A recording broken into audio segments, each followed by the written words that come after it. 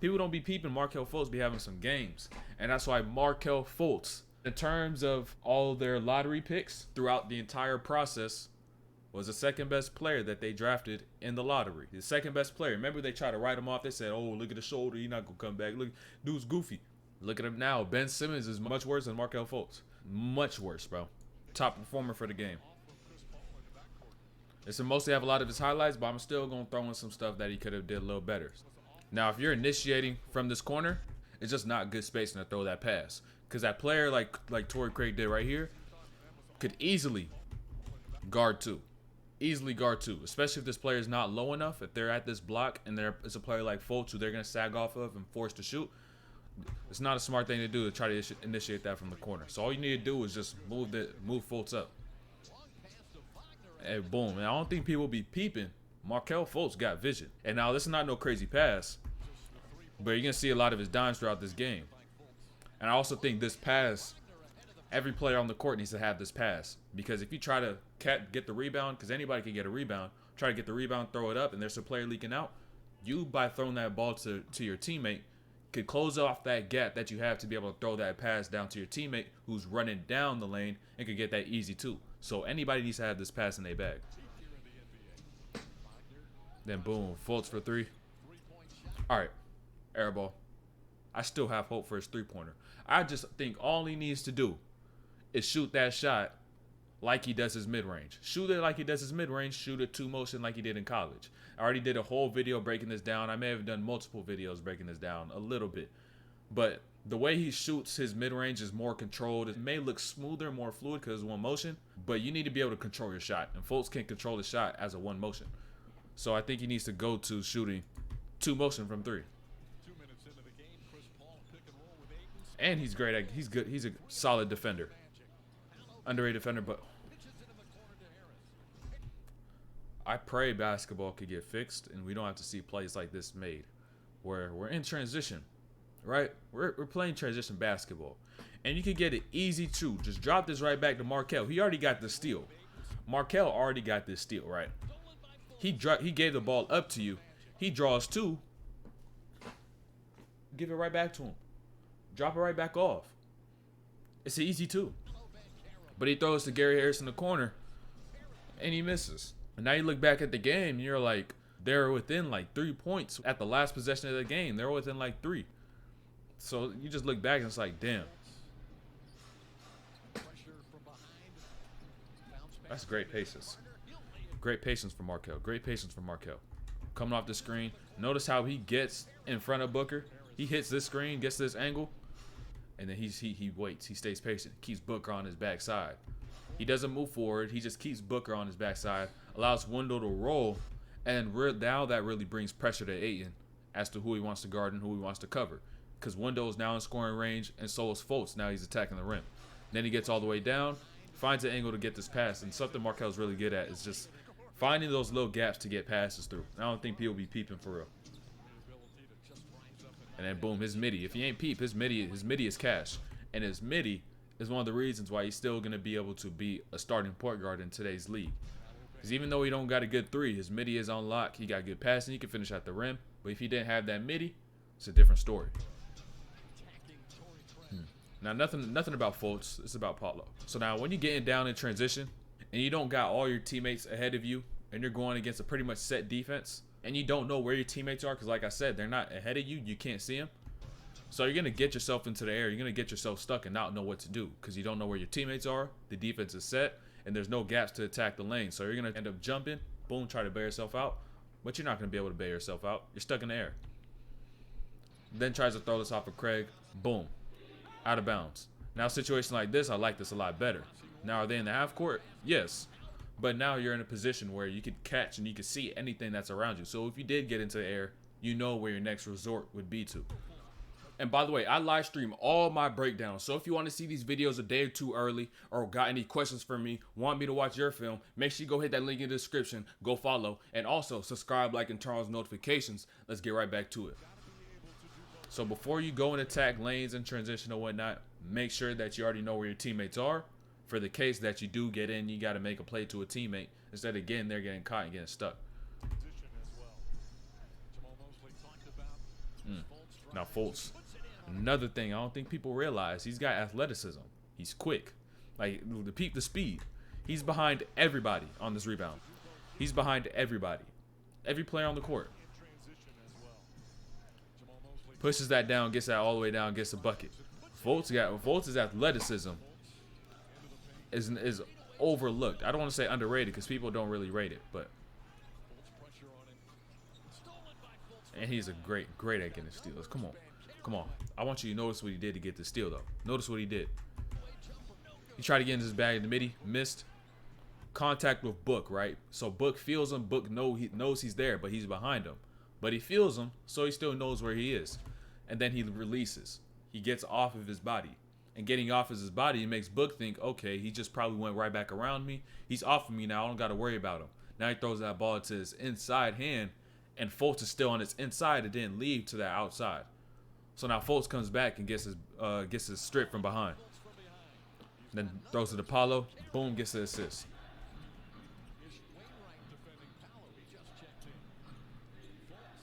Pull-up game. Pull-up game. Midi is A1. Midi is A1. Great dime. Great dime. Great dime. I want you to peep this, though. Peep this. Peep Landale's positioning. Wendell Carter got behind Landale. And mind you, it's kind of like a drop coverage. You let a big get behind you, and you throw that pass over the top, you're not going to be able to reach that pass. It's going to most likely end up in you getting dunked on, or them just scoring it, or them getting fouled. And regardless, you get fouled, you go to the line, you can still score it, get buckets from the free throw line. So he throws this over the top. Lando's in a vulnerable position. But I want you to peep, allowed him to be able to make this read. That drag back, and he held that. He kind of carried it for a split second. Was he able to make that read on Lando? Seen Carter get behind him, threw that right over the top. And also notice his eyes right here on this replay. Notice his eyes. Snatch back. Eyes are kind of down. His eyes are down. It's not looking straight on at Wendell Carter. He's not just looking him straight on, dead in his eyes. He's right here, and he's kind of reading from one spot. Because you could look a little off and then still be able to see what's going on. That's what Markelle Fultz did right here to get that lob. Great back door. Great back door. This is usually an innate move, a little innate counter. But peep. He's going to take the step up, right? CP is also stepping up. CP gets that foot high. He plants his weight a little too much on that foot. Fultz takes that right hand. Boom, leads him up a little bit. Makes that back door. And then gets right underneath the rim. Now it's about a size game right there. CP. It's not his battle to win at this point in his career. Hey, bro. Fultz's passes, he be so close to getting many turnovers. But, like, they just find a way to get through, and they just don't end up in turnovers. Like this right here, and, like, that Wendell Carter one. Like, he just finds, like, the slightest gap to stop that turnover from happening. And he take on contact. That thing about taking on contact, you see a lot of coaches say it, but you be like, oh, I'm not big enough. I'm too small. It starts mentally first, though. Because mentally, you got to prep yourself and tell yourself, okay, I'm going to go and take on contact. I ain't going to be scared of somebody being underneath the rim. I'm going to go and attack. Boom. I'm going to hit. I'm going to bump. And I'm going to get to where I want to go. I'm going to get through them. That starts mentally before it even becomes physical. Now you start to get yourself into what you're now. You got to start to get stronger. And now you got to get used to taking on that contact and just being comfortable with it. Get in the gym, being able to hang on your legs, be able to get good touch on your legs, left and right, so you can be able to take contact from both shoulders. And now you become that player that takes on contact, gets more fouls, gets to the line a little more. Your coach don't get on you for not being physical. That hezzy pull-up game. Now I want you to notice this about hezzy pull-up games in general. Notice Craig's hands. Notice his hands. As soon as Fultz makes his drop on this hezzy pull-up, watch what his hands do. They drop. He drops, their hands drop too. So now this allows Fultz to get up smoothly into a shot with good momentum, good rhythm, and it drops to the defender's hands. And now he's already going up into a shot, and you can see by Craig, his hands is gonna be late. He gets a late hand, and for especially pros, really good shooters from wherever they are, you let them get that ball into their release point. It's just cash from there. It's just drill work at that point. Fultz in his mid range gets to that spot, boom, knocks it down.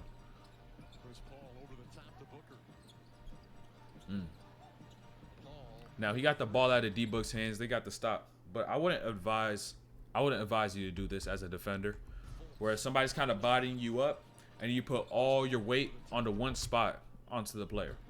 Because in a better situation right here, it'll allow him to spin right off of Fultz, get left, and be able to get into a fade. But the help from Harris led him to making that pass to CP instead of him trying to get into that spin move and get a shot. Now it's kind of refreshing, you know. Just good to see somebody run their lane, run the rim, and get a layup instead of spotting up for a three. It's nice to see that. Just nice to see that. Great patience once again. Great patience once again. Ain't too much need to be said except for his patience. Same thing with Book coming off the screen. Keeps him on his backside. Gets down. Wendell Carter makes his roll. And now this really forces Ayton where it is you want to play. And now he kind of gets himself caught in the middle. And now he gets a late hand onto Fultz, who goes up into his floater after Wendell Carter made this roll.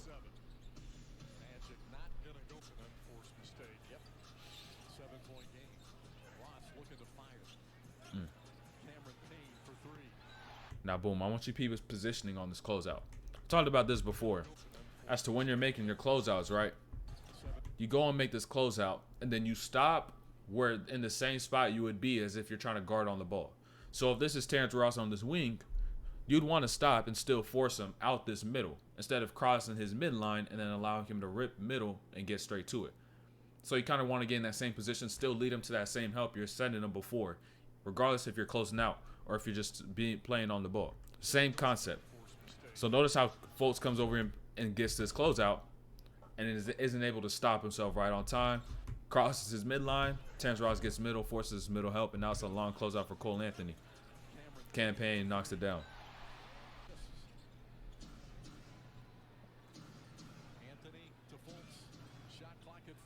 Hey, Mitty. That's on your former teammate too. Hey, that's on T-Ross too. T-Ross probably gonna see a lot of that in goddamn practice. I can guarantee you that. And that contest though, trying to come to the middle of their body on a contest is not the best way to contest a shot. Don't try it. It's not the best way to contest it, because you may just end up straight on right here. Try to get out more towards their side, because on top of that, their release point is on their side. So it's more of a chance of you being able to influence their pocket and where they're shooting the ball from, rather than you just kind of getting straight up down the middle trying to get a hand up. But really, they're already in the air. You're not jumping. They really may not even see that at all.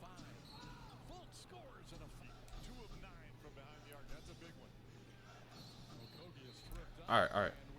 I hate these plays because, like, why move if you're Wendell Carter? Peep this. Like, it's a little subtle, but it's so subtle that it's stupid. Like, why? You don't need to hit him. They're not even trying to get Franz open for a three or something like that. You're just initiating a play. Franz is throwing this right back to Fultz, regardless. So I don't know what the point of you nudging yourself out is when somebody's going over a screen. Just keep yourself still, because you're setting yourself up. You got to stay still. You got to stay firm. You got to stay solid. Stop moving on your screen. Stop having bullshit turnovers, all because you want to bring your shoulder out just a little bit, stick your hip out just a little bit. Stay still.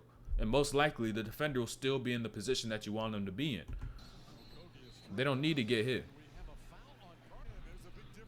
Most times. Or sometimes. Hey. Work on your passing. Work on your passing. Please work on your passing. Because, boom. You'll end up getting yourself a lot of opportunities where you'll see yourself being able to make certain passes, like this cross court, and be able to get a high quality look. All because you have a certain pass that's in your bag. So now you could actually reach that player who's on that other side of the floor, or who's just in a position that's difficult, or it could just be a pass that could have been made with your left hand instead of with your right hand. It can be some simple stuff. Don't got to be a cross-court hook pass, but if you don't work on your passing, you won't be able to make certain passes that allow you to hit the open players that you need. So boom, Fultz, this is a hook pass. A lot of guards may need this, especially when coming off the screens, going to that, going towards the sideline, away from the middle. Be able to make that hook pass to the corner is big for a lot of guards, especially if you're playing a lot of pick and rolls. All right, now if you're in the handoff, you're getting chased over. Curl it. Don't be one of the players who come right here and then all because they don't get the ball, they just flare right back out here to this 3-point line. And you can say, oh, everybody knows this is common sense. Why are you doing this? A shit ton of players still do the same thing where they don't curl this. It should be the same thing like a down screen. Just like a down screen, you getting chased over the top, you curl it. Instead of all because you don't get the ball right there, you don't get it right back, continue to go because now you can get another opportunity at the rim. Especially in a situation like this, help maybe not focused, not in where they need to be. Or now you catch the ball, and now they come all the way over, and now you can get the kick out. You can make plays right off of that.